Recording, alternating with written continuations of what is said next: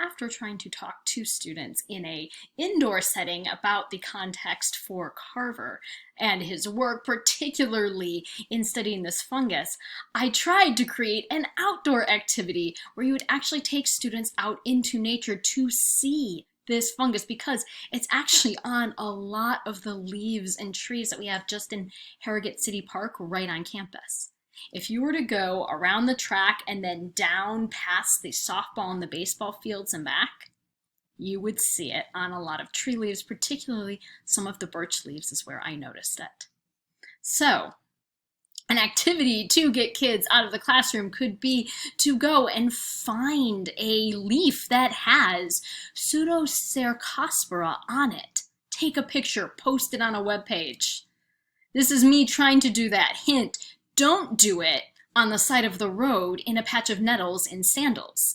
Then you're going to have your videos ending very abruptly with some very sharp words. So these can have little misadventures, but even that can make them more memorable until parents get angry. Then it's no longer memorable. It's just tragic. So think of all these things. Enjoy all the different ways we can engage with Carver, A Life in Poems, as you go on to our discussion board for this week, which is you first reflecting on your experience reading Carver, A Life in Poems.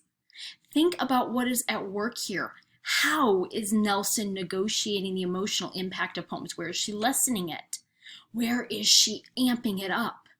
Because when she's working at different points in this life, we'll see her, she's not just doing one thing, she's doing so many complex things, which is why this is an award-winning collection.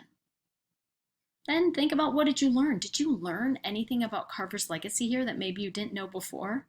I did the first time I read it, and maybe it's just because I paid attention in a different way when I was getting this information through poetry. And finally, use some of the questions from Chapter 7, your choice of questions to use, to evaluate a poem or a couple of poems in this collection. And so practice the things that we would then be bringing out in the classroom with students. Next, create a lesson, an activity using one of the poems from this book and some of the resources that we have here or the resources you see above.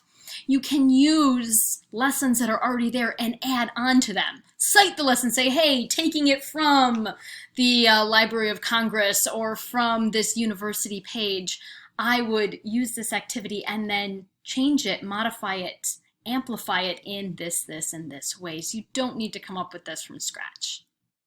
And the activity should be related to a lesson that is reinforcing a key idea that either you would want to have in the classroom or in a library or whatever setting you would be using these poems. And finally, comment on one peer's post. So I cannot wait to see what you do with this. And most of all, I hope you have some fun.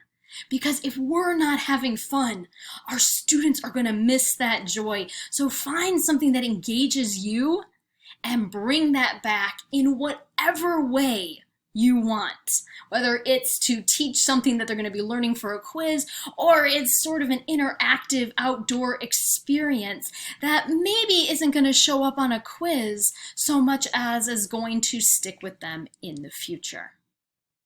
Your choice. Can't wait to see what you do.